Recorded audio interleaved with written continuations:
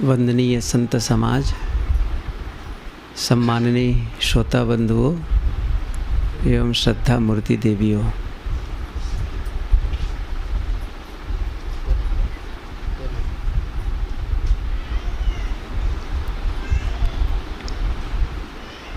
काम की बातें तो आप सब सुन चुके हैं।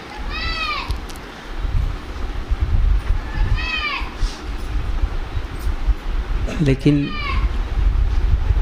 कुछ बातें मैं और दोहराऊं।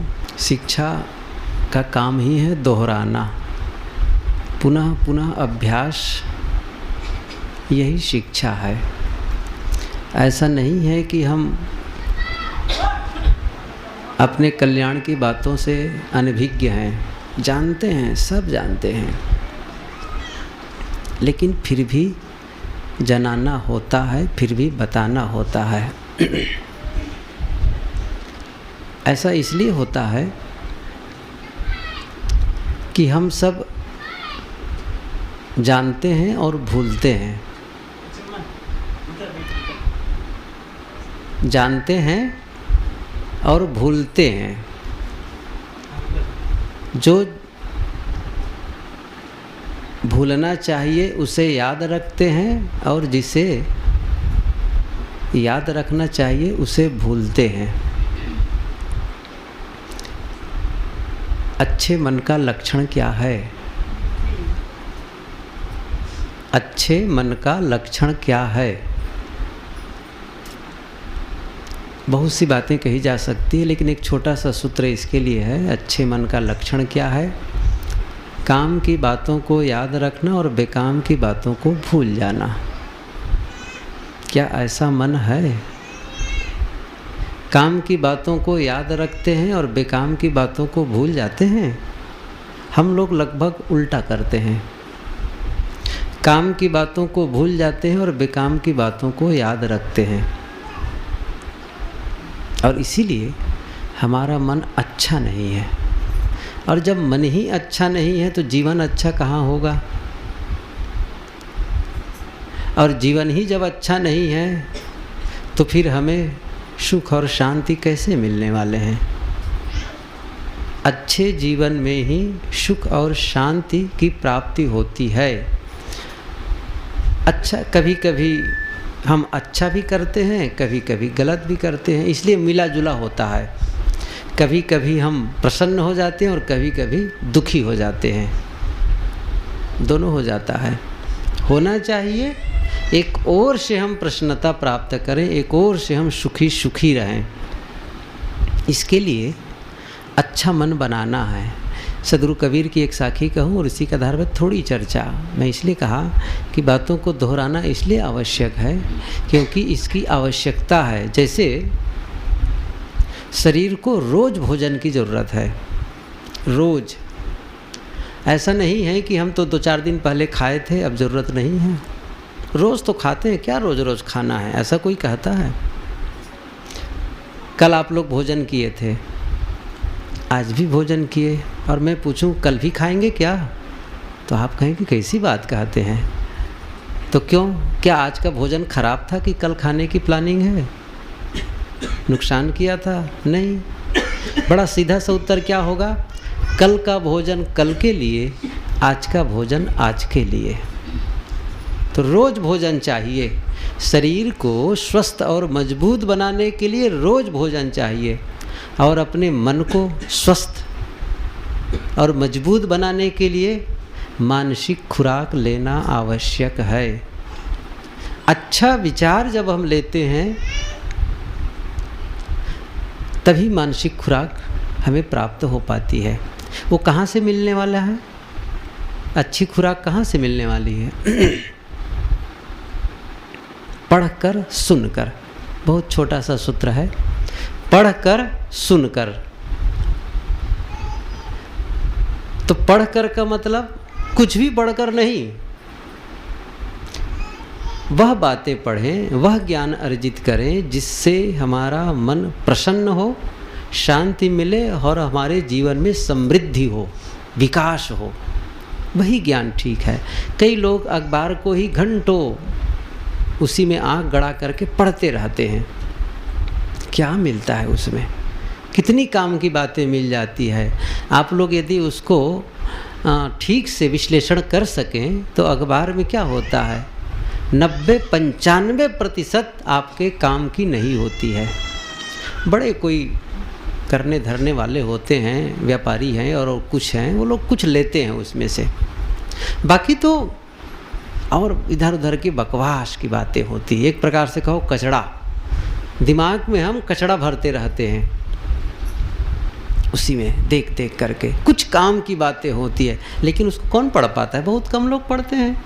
अखबार जब पढ़ेंगे तो किसकी चर्चा ज़्यादा करेंगे, वही इधर उधर की बातें, वहाँ एक्सीडेंट हो गया था, वहाँ अमुक लूट फूक हो गई थी, वहाँ बलात्कार हो गया था, वहाँ राजनेता ने ऐसा गबन किया, बस इसी की चर्चा करेंगे।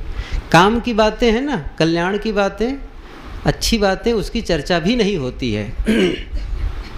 इस प्रकार हम पढ़ते क्या हैं, वो ज्ञान का अर्जन है। तो अच्छी बातें पढ़ें और सुने, सुनकर भी, तो कुछ भी सुनकर नहीं, अच्छी बातें सुनकर। और अच्छी बातों की परिभाषा यही है जिससे हमारे जीवन में विकास हो, समृद्ध हो और सुख शांति मिले, वो मतलब की चीज़ है।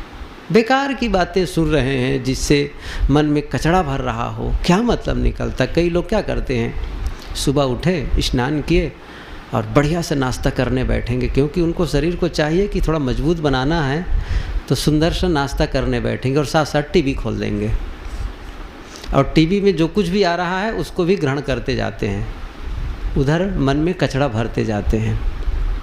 कुछ भी आ रहा है बस देखते जा रहे हैं, सुनते जा रहे हैं। संयम की आवश्यकता है, इसलिए पढ़कर सुनकर हम ज्ञान ग्रहण करते हैं, लेकिन वह भी संशोधित होना चाहिए, सही होना चाहिए, तभी हमारे मन को अच्छी खुराक मिलेगी। नहीं तो फिर जैसे मैं कहा, सड़ा गला भोजन कर लें आप, भोजन सड़ा हो, गला हो, बासी हो, तो आप बीमार पड़ जाएंगे, स्वस्थ नहीं रहेंगे। इसी प्रकार स्वस्थ मन बनाने के लिए, स्वस्थ व्यक्तित्व के निर्माण के लिए भी स्वस्थ भोजन, स्वस्थ खुराक चाहिए। अच्छे विचार सुने, अच्छे विचार पढ़ें, और ऐसा जब करते हैं तो हमारे मन में जो पुराने अनावश्यक विचार हैं जिन्हें हमें भूल जाना चाहिए, उसे हम हटा सकते हैं। तो मैं आप लोगों को कहा कि एक साखी कहता हूँ साहब की, बहुत सरल है और अनेकों बार इस पर सुने, इसलिए मैं कह रहा हूँ कि इसको दोहराऊँ फिर से। करक करेजे गढ़ रही वचन वृक्ष की फांस, निकसाए निकसे नहीं रही सो काहू घास। साहब की ये साखी बहुत सरल ढंग से है और बहुत बढ़िया उदाहरण देकर बताते हैं। करक करेजे गड़ी रही वचन वृक्ष की फांस। फांस तो आप लोग सब समझते हैं, फांस किसे कहते हैं, लकड़ी का पतला रेशा। बांस होता है ना, बांस में जब पतला रेशा निकल गया और उसको कहते फांस। कई बार उंगली में वो फांस चुभ गया तो निकालना बड़ा कठिन होता है, और कहीं वो फांस नाखून, हाथ के नाखून के अंदर ऐसे बीच में, मांस और नाखून के बीच चला जाए और अंदर ही टूट जाए, तब तो निकालना बहुत कठिन है। अब थोड़ा बहुत दिखाई दे तो उसको लोचनी से पकड़ के खींच दें, आवाज़ कर, तो खैर लोचनी भी ख़त्म हो गई होगी।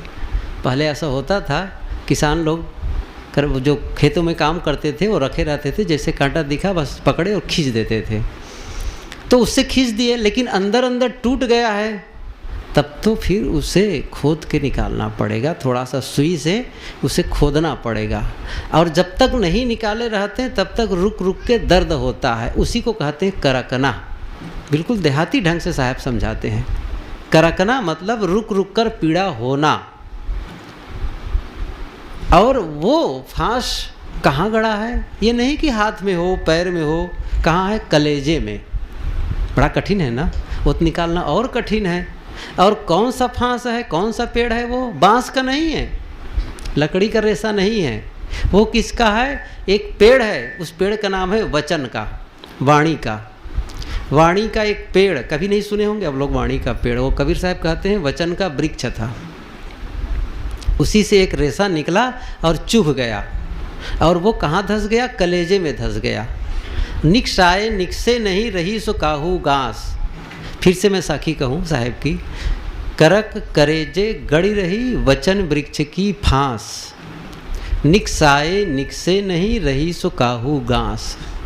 कलेजे में फांस गड़ गया है वचन के वृक्ष का। वचन के वृक्ष का मतलब यह है, जैसे हम कहीं गए, बहुत सी बातें हुई, काफ़ी देर तक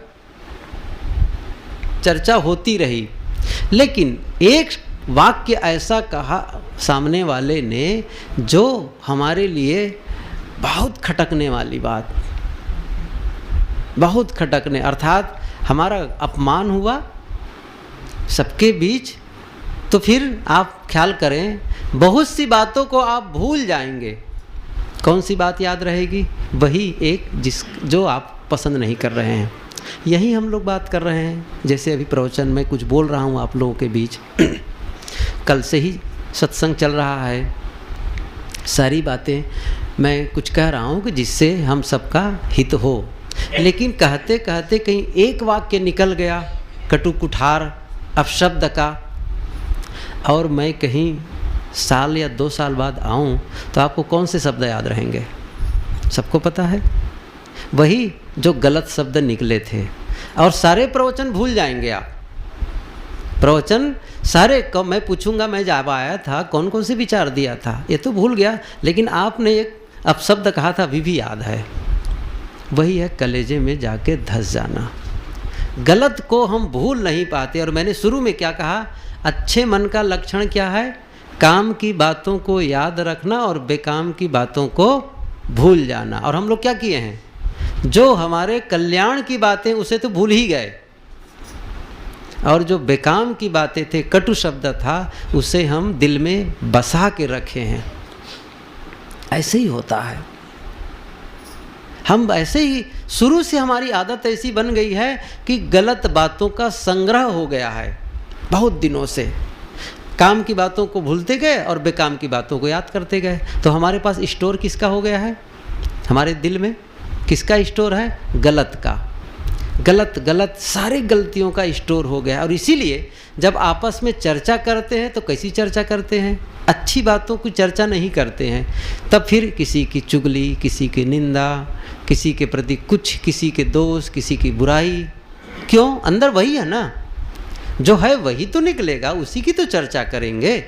और जिसके अंदर अच्छे विचार हैं, अच्छे ज्ञान हैं, जब आपस में बात करेंगे तब अच्छे विचारों की ही तो चर्चा करेंगे। आप ख्याल करिए, कल्पना करिए, यदि महात्मा बुद्ध और कबीर मिल जाएं तो क्या चर्चा करेंगे? कल्याण की बातें ही बोलेंगे आपस में, काम की बातें ही बोलेंगे। किसी के आलोचना और बुराई नहीं करेंगे वे लोग, क्योंकि उसके अंदर है ही नहीं वो चीज़। अच्छी चीज़ उनके अंदर है, इसलिए अच्छी चीज़ों की चर्चा करेंगे। साहब कहते हैं, करक करेजे गड़ रही वचन वृक्ष की फांस। कलेजे में धंस गई है गलत बातें। कई लोग कहते हैं उन्होंने वहाँ गया, उन्होंने ऐसी बात कह दी, वैसी बात कह दी। कई बार आप लोग भी जानते हैं, कभी किसी के यहाँ निमंत्रण में गए, किसी की शादी में गए, किसी के घर और क्या कहते हैं वो जो बच्चा पैदा होता है, छठी में गए, और कुछ कार्यक्रम है, घर का उद्घाटन है, वहाँ गए, बड़े समारोह के साथ बुलाए, और उन्हीं सबके बीच में आपको घर वाले ने ऐसा शब्द कह दिया या किसी ने ऐसा शब्द कह दिया, तो बस लगा कि मानो आपके अंदर जैसे कोई जहर डाल दिया। अब आप कहते मैं यहाँ रुक ही नहीं सकता, बिल्कुल जाऊँगा, ठहर ही नहीं सकते, इन्होंने मुझे ऐसा कहा है। अब सब बात भूल गई। बढ़िया उन्होंने पकवान खिलाया, सुंदर सुंदर मिठाई खिलाए, सब बातें भूल गए, बहुत अच्छी अच्छी बातें सब भूल गए। उन्होंने मुझे ऐसा कहा मैं रख ही नहीं सकता।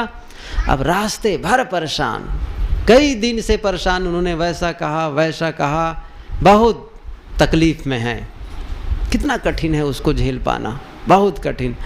1 महीना 2 महीना, अब कभी कभी याद करते हैं, तब किसी मित्र से कोई साथी मिला या कोई परिचित मिला परिवार का, अरे उनके यहाँ गया था ना, उन्होंने मैं सबके बीच मेरा ऐसा अपमान किया था। तो वो कहता अरे छोड़ो ना, तुम भी 2 साल बीत गया और तुम उसी की याद करते, भूल जाओ उसको। तब क्या कहते हैं पता है? कैसे भूल जाऊँगा, मैं जन्म भर नहीं भूलूँगा। इतना ज़ोर से कसम खाते हैं। आप लोग भी करते होंगे ऐसा। मैं जन्म भर नहीं भूलूंगा। और कुछ लोग तो थोड़ा ज़्यादा कह देते हैं, क्या कहते हैं, मैं 3 जन्म नहीं भूलूंगा। अब बताओ, जहर पाल के रखे हो, अनावश्यक चीज़ को बचा के रखे हो, ये क्या है? यही है कलेजे में धंस जाना। सबसे बढ़िया है भूलना सीखो, इन सारी बातों को चित्त से उतारना सीखो। छोड़ो, कह दिया, क्या उसमें रखा है? शब्दों का झोंका आया और गया, बहुत से शब्द आते हैं हमारे अंदर में, छोड़ो। हम उन्हीं बात को लेकर क्यों दुखी होते हैं? जैसे मैं बताऊं, कई ऐसी बातें हैं जिन्हें हमें याद रखना चाहिए। सभी बातें भूलने लायक नहीं हैं, याद रखने की चीज़ है। बहुत ऐसी बातें हैं जो बड़े व्यवहार में आवश्यक हैं। अब जैसे रोज़ घर में आओ, जब भी घर में आओ तो पिताजी को देख कर पूछो आप कौन हैं, माँ को देख के पूछे आप कौन हैं। अरे याद रखो, ये आपके पिता हैं, आपकी माँ हैं, इसको थोड़ी भूलना है। अपने भाई को पूछो भाई साहब आप कहाँ से आए हैं, तो हैरान हो जाएगा वो। तो ये याद रखना है, इस सबको नहीं भूलना है। भूलना क्या है? मैं फिर से वो सूत्र याद कराता हूँ, काम की बातों को भूल जाएं। मैंने कहा ना, अच्छे मन का लक्षण क्या है, इसी के आधार पर कह रहा हूँ। काम की बातों को याद रखना और बेकाम की बातों को भूल जाना। हम लोग उल्टा कर रहे हैं। क्या कर रहे हैं? उल्टा। काम की बातों को भूल रहे हैं और इसीलिए बेकाम की बातें ज़्यादा हैं, या कहना चाहिए बेकाम की बातों को याद रखते हैं, इसलिए काम की बातें याद नहीं है। लोग कहते ना, क्या बताएं, पढ़ते हैं भूल जाता है। याददाश्त के बारे में शिकायत करते हैं विद्यार्थी, क्या बताएं भूल जाया करता है, याद ही नहीं रहता है। ये बार बार शिकायत क्यों करते हैं? क्योंकि बेकाम की बातें ज़्यादा हो गई हैं। आखिर आपके पास तो एक क्षमता है संग्रह करने की, और अब अनावश्यक बातों को ज़्यादा याद करेंगे तो फिर काम की बातें कैसे याद रहेंगी? कल्याण की बातें कहाँ से याद रहेंगी?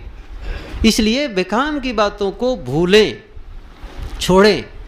कई बातें हैं, कई बार ऐसा होता है कि जिसके याद करके हम उसी ढंग से प्रसन्न नहीं होते। जैसे आपको किसी ने आपके विशेष अवसर पर गिफ्ट दिया, एक सुंदर सा इनाम पैक करके, ऐसा बढ़िया सा पैकिंग किया और पैक करके दे दिया।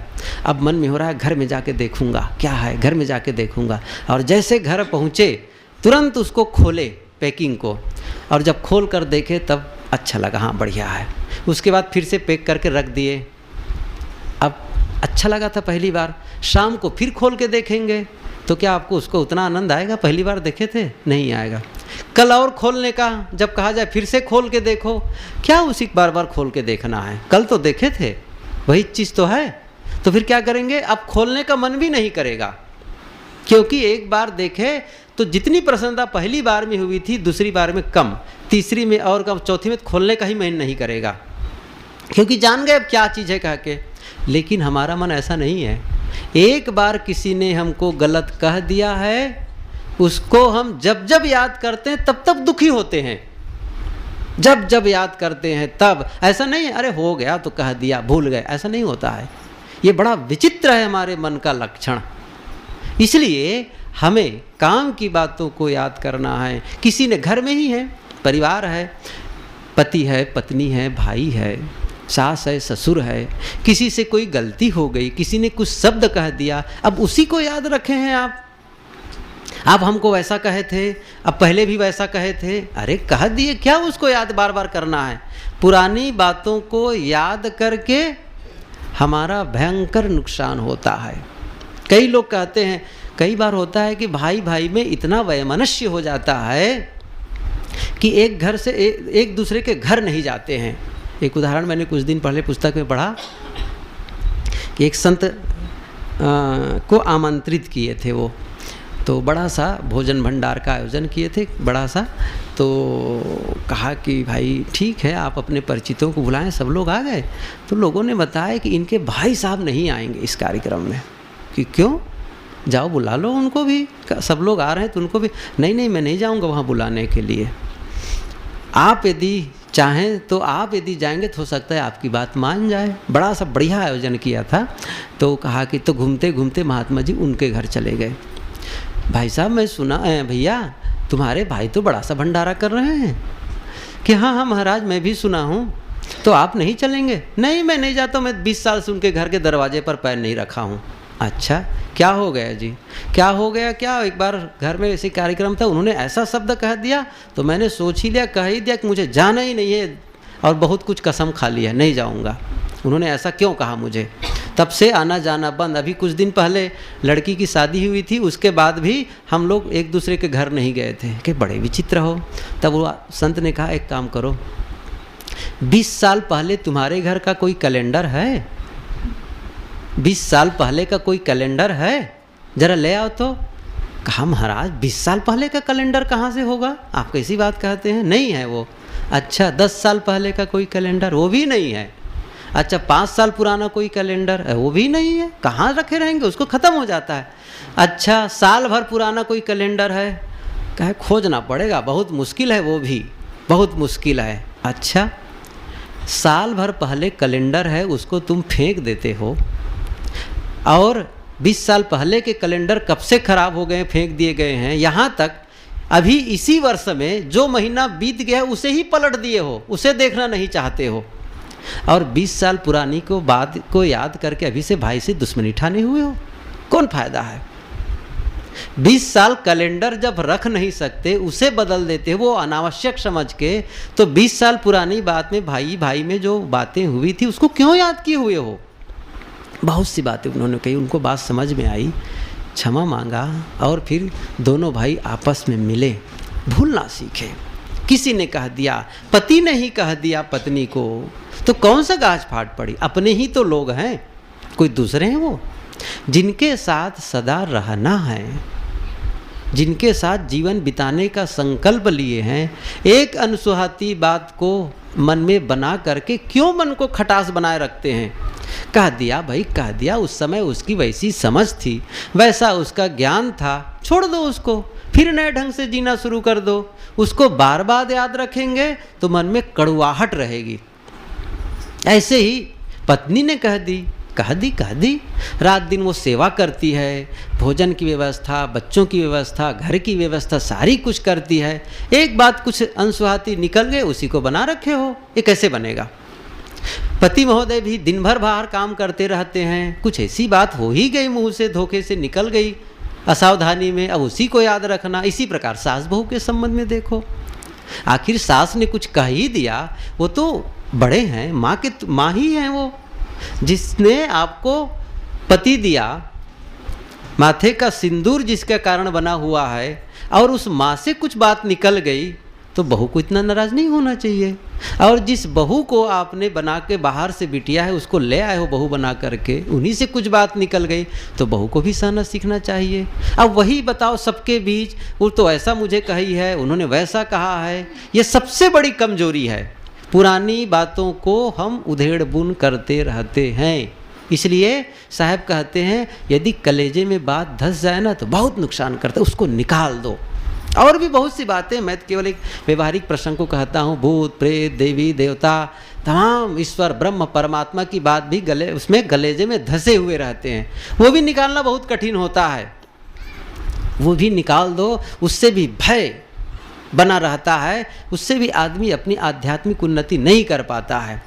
लेकिन उस विषय को मैं अभी विस्तार नहीं देना चाहता हूँ। अभी तो केवल व्यवहारिक बातें हैं, जो बातें हमारे लिए प्रत्यक्ष नुकसान करता है, आपस के व्यवहार को बिगाड़ता है, उससे हम बस अकेले बैठ के मन में सोच कर ख़त्म कर दें, उसी बात को बार बार मन में नहीं लाना है। और साधना की यही कसौटी भी है। आप भजन करते हैं, आप सत्संग में जाते हैं, संतों से मिलते जुलते हैं, ध्यान समाधि करते हैं, यहाँ तक कि साधु का वेश पहन करके भी आप साधना में लगे हुए हैं। आपकी कसौटी क्या है साधना की? साधना की कसौटी यही है, हम जितना जल्दी भूलते हैं उतना ही हम रिलैक्स महसूस करते, उतना ही हल्का महसूस करते हैं। और आप यदि उसको बनाए रखते हैं तो मानो शरीर पर एक बोझा लेकर के चलते हैं। जैसे कोई 50-60 किलो का बोझा लेकर सिर पर चले, कितना कठिन है, और हल्का हो जाए, फेंक दे उसको, हल्का चले। ऐसे ही पुरानी बातों को याद करना माने बोझा लेके चलना है। दबाव बना रहता है हमारे अंदर, वैसा कहा वैसा कहा। साहब कहते हैं उसे छोड़ दो, याद मत रखो। पुरानी बातों को याद करने से क्या नुकसान होता है, एक उदाहरण देता हूँ, तब तक समय भी पूरा हो जाएगा। एक बार घर में थोड़े ही लोग रहते थे, सास ससुर थे, बेटा बहू, तो और भी रहे होंगे लेकिन खास तो इन्हीं चारों की चर्चा है। एक बार ठंडी का थोड़ा मौसम था, तो जो घर का सेठ जी था, घर का मालिक था, वो धूप में थोड़ा, जैसे आप लोग होते हैं ना ठंडी के मौसम में थोड़ा धूप में बैठ लो भाई, थोड़ा बाहर बैठ लो, तो जब बैठ करके वो भोजन कर रहा था और बहू रानी अंदर किचन में भोजन बना रही थी, रोटी बनाती थी, और सामने उसकी जो बहू की सास थी अर्थात सेठानी थी, वो अपने पति महोदय के सामने बैठ करके पंखा हाँक रही थी। भोजन कर रहे थे सेठ जी और पंखा हाँक रही थी। इतने में हुआ क्या, पंखा हाँकते हाँकते एक धूप निकली, अचानक धूप निकल आई, तो धूप उनके चेहरे में पड़ने लगी। सेठ जी के चेहरे में धूप पड़ रही थी। तो धूप पड़ रही थी, अब कैसे करें, अब सब कुछ उठा कर ले जाना तो अच्छा नहीं है, तो वो बैठे बैठे क्या करती है, थोड़ा सा उठ जाती है और अपने साड़ी के पल्लू को उठा करके आड़ कर देती है ताकि सेठ जी को धूप न लगे। तो ऐसा वो उठा दी साड़ी को, तो इतने में क्या हुआ, धूप रुक गई और वो छाया उनके शरीर चेहरे पर हो गई। और ऐसा जब सेठानी कर रही थी तो वो जो सेठ जी थे थोड़ा मुस्कुराने लगे, हंसने लगे हल्का सा, और अंदर में बहू रानी देख रही थी। पिताजी तो खाते समय कभी नहीं हंस रहे थे, कभी नहीं हंसते थे, मुस्कुराते थे, आज क्या हो गया है, किस बात को लेकर के हंस रहे हैं। अंदर अंदर उनके मन में संदेह हो गया। बात आई गई, भोजन तो ख़त्म हो गया, चले गए सब। तो घर में अब जब उनके पति महोदय आते हैं बाहर से, तो रात में दोनों मिलते हैं बहू बेटे साथ, तब पूछते हैं, बहू रानी पूछती है अपने पति महोदय से कि आज जो भोजन करते समय पिताजी हंस रहे थे, आज तक कभी ऐसा नहीं हुआ है, क्या कारण है। बेटे ने कहा, मैं क्या जानूँ पिताजी क्यों हंस रहे थे, इससे तुम्हें क्या मतलब है, अरे तुम्हें जानना ही है तो उनसे पूछो ना, मैं क्या बताऊँ, छोड़ो इन बातों को।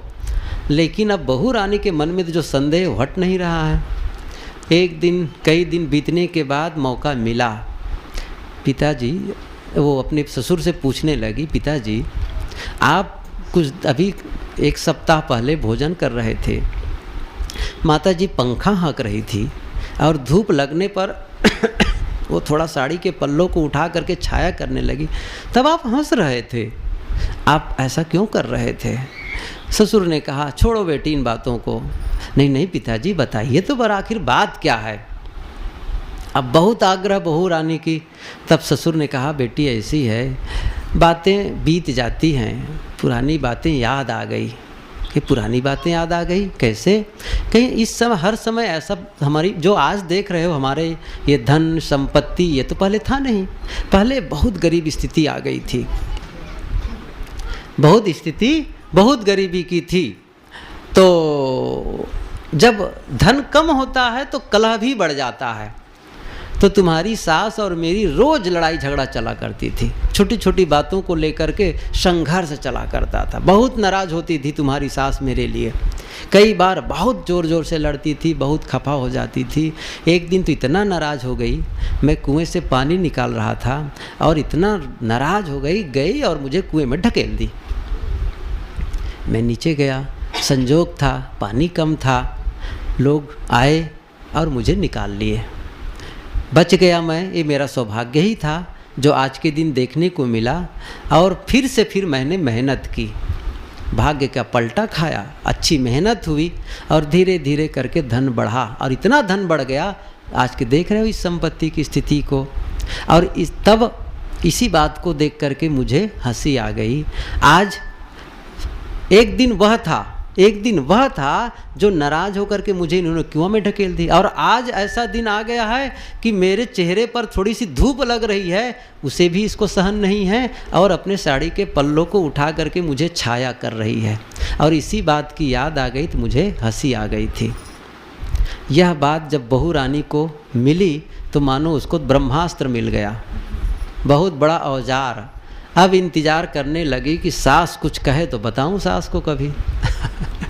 अब कुछ दिन बीते और बात अचानक सास ने कुछ बात कही कि देखो इसको तुम्हें ऐसा करना चाहिए, वैसे करना चाहिए। अब बहू रानी थी, वो तो झल्ला गई। रहने तो बड़ी सीख देने वाली आई हो, ये शिक्षा उपदेश की ज़रूरत नहीं हमें, हम सब सीख के आए अपने नैहर से। ऐसे नहीं है कि विपत पड़े पर अपने पति को कुएं में ढकेल दें और संपत्ति आए तो उनके साथ लग जाए। यह बात जब सास सुनती है तो मानो उनको सांप छू गया। कहा कि आज से 25 साल पुरानी बात को कैसे याद कर गई, कैसे जान गई ये बहू, जानी तो जानी कैसे। और ये बात सोच करके उसके दिमाग में इतना उफान तूफान मचा, अपने को संभाल नहीं पाई। ये कैसे जानी और कैसे कह गई मुझे ये, और बहुत दुखी हुई, और इतना दुखी हुई कि अपने संभाली ने और जाके कुएं में कूद गई, आत्महत्या कर ली। सेठ ने सोचा मैं ही कारण हूँ सेठानी के मरने में, वो भी अपने शरीर का त्याग कर देते हैं। कहानी तो यह भी कहती है कि बेटा आया, सुना माता पिता की ये दशा है, वो भी फांसी लगा करके लटक गया। और जब देखे कि सास ससुर मर गए, पति महोदय मर गए, तो फिर बहू रानी भी अपने आप को विसर्जित कर देती है। कारण क्या बना? वही पुरानी बात याद आने से।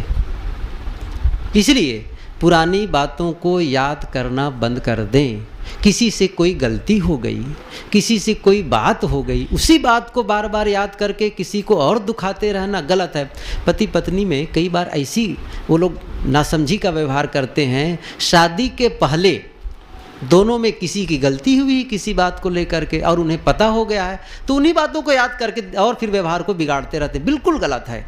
पहले क्या हुआ, कैसे हुआ, भूल जाओ। पहले असावधानी हो गई थी, गलती हो गई थी, आज तो नहीं है ना। आज की बात अच्छी है तो फिर आज उसको आज के अनुसार देखो। पुरानी बातों को याद करके अपने दिमाग को उलझाओ मत, नहीं तो कभी न सुख मिलने वाला है न शांति मिलने वाली है। सद्गुरु की ये साखी आप लोग याद रखें। करक करेजे गड़ी रही वचन वृक्ष की फांस। करकना मतलब बार बार पीड़ा देना। यदि कलेजे में फांस गड़ गया है तो फिर रह रह कर पीड़ा देती। इसी प्रकार इन अनावश्यक बातों को यदि मन में बसा के रखोगे, दिल में बना के रखोगे, तो पीड़ा देगी। सबसे अच्छा है ये साधना का बढ़िया काम यही है, उसको दिल से बाहर निकाल दें, उसको भूल जाएं, याद न करें। याद भी आए तो नज़रअंदाज, ठीक है, हो गया, ख़त्म मामला। लापरवाही बरतें उसको। ये नहीं कि उस पर फिर से सोचना शुरू करें, और जब सोचोगे तब आप तनाव में आ जाएंगे। ये नियम है। जैसे ही गलत बातों की याद आई तो आप तनाव में आएंगे, और आप शरीर उसका प्रभाव, उससे शरीर प्रभावित होगा। मन प्रभावित होता है तो शरीर बिना प्रभावित हुए नहीं रहता है, उत्तेजित होता है, परेशान होता है अंदर अंदर। ये क्यों नुकसान कर रहे हैं? तब ठीक से नींद भी नहीं आएगी, और भी तमाम शरीर में ऐसा रोग वैसा रोग लगना शुरू हो जाएगा। हम सही कहो ना, हम ही अपने जिम्मेदार हैं जीवन के एकदम। मैं कल भी कहा था, आज भी इस बात को दोहराता हूँ। आप ही अपने जीवन के निर्माता हैं, आप ही अपने जीवन के शिल्पकार हैं। जैसे एक पत्थर से मूर्तिकार मूर्ति बना लेता है। कौन बनाता है? मूर्तिकार, जो कलाकार है वो बनाता है। पत्थर स्वतंत्र नहीं है। लकड़ी लेकर के बढ़ाई सुंदर सा फर्नीचर बना देता है, कुर्सी, टेबल, फाटक। लकड़ी स्वतंत्र नहीं है, बढ़ई स्वतंत्र है। कपड़ा है, उसको दर्जी ले लेता है और बढ़िया सा सूट तैयार कर देता है। इसी प्रकार आप अपने जीवन का निर्माण कर सकते हैं। आप अपने जीवन के शिल्पकार हैं। आप जैसा चाहें वैसा बना सकते हैं। आप जब घर बनाते हैं तो आप ही तो जानते हैं कैसा घर चाहिए। आप कहते हैं हमें 4 कमरे का घर चाहिए, यहाँ बरामदा चाहिए, यहाँ भोजनालय चाहिए, यहाँ टॉयलेट बाथरूम चाहिए। ये सब आप ही अपने दिमाग में बनाते हैं और फिर उसके अनुसार नक्शा बना करके घर बनाते हैं। आप अपने जीवन का भी तो नक्शा बना लें। आप बना सकते हैं, आप जीवन निर्माण कर सकते हैं, और आज से ये संकल्प कर सकते हैं, मेरा बीता हुआ जीवन जैसा था तैसा था, अब मैं अच्छे जीवन का निर्माण करूँगा।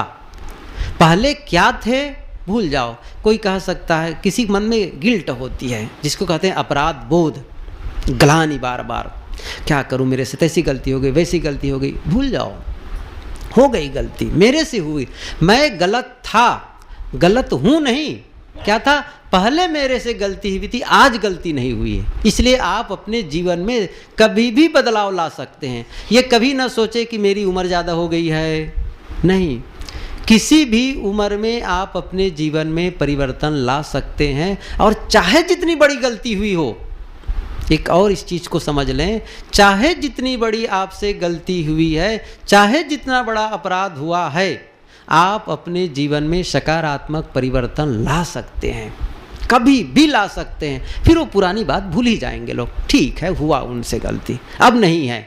आखिर आज हम लोग अंगुलीमाल और रत्नाकर को उदाहरण क्यों देते हैं?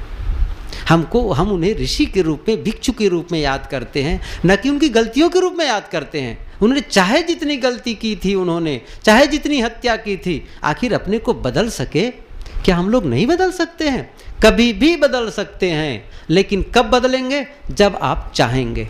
आपका संकल्प कि मैं बदलना चाहता हूँ, ये संकल्प ही आपके जीवन में परिवर्तन लाएगा। और जिस दिन लेंगे संकल्प, उसी क्षण से बदलाव शुरू होगा।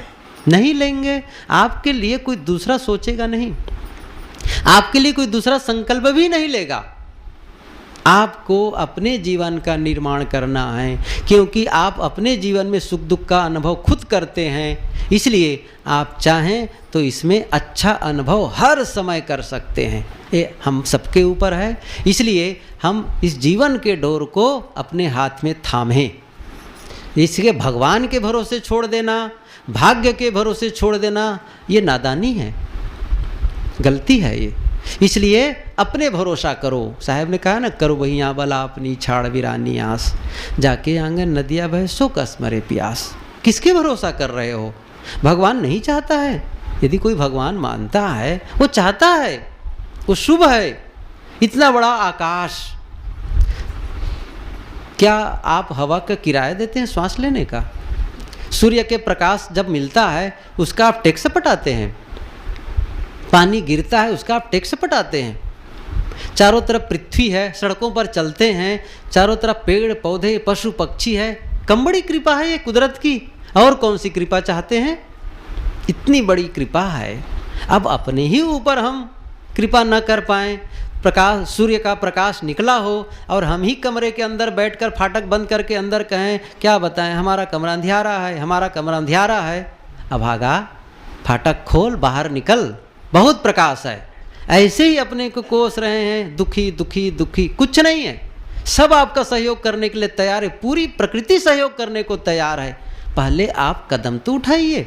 कदम ही नहीं बढ़ा रहे हैं तो फिर कौन सहयोग करने वाला है? इसलिए भाग्य के भरोसे मत सोए रहिए, भगवान के भरोसे मत सोए रहिए। ये अध्यात्म के क्षेत्र में 2 पॉइंट बेहद नाजुक और बहुत ही खतरनाक है।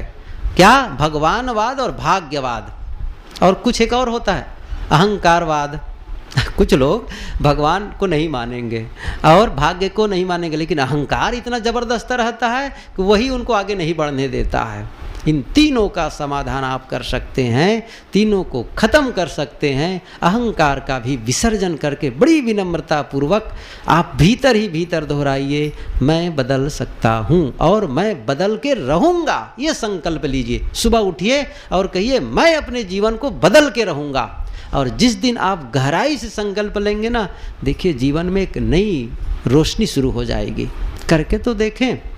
साहब की साखी याद करते हैं फिर से, करक करेजे गढ़ रही बचन वृक्ष की फांस। पुरानी बातों को भूल जाएं। दूसरे ने गलती कर दी है वो भूल जाओ, अपने से गलती हो गई है वह भी भूल जाओ। नए ढंग से जीवन का सूत्रपात करो। जैसा आप जीवन जीना चाहते हैं उसके बारे में सोचो।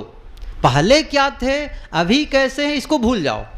क्या सोचना है? जो आप जीवन चाहते हैं उसके बारे में बार बार सोचो, उसी के बारे में, कैसा जीवन आप चाहते हैं, और वैसा फिर कार्य योजना बनाओ और उसके अनुसार कदम बढ़ाओ। तो निश्चित है हमारे जीवन से दुख और अशांति खत्म होंगे और निरंतर हम सुख और शांति की ओर आगे बढ़ेंगे। कुछ बातें ज़्यादा हुई, काफ़ी देर से आप लोग बैठे हैं, मैं अपने विचार को यहीं पर विराम देता हूँ। बोलिए सद्गुरु देव की जय।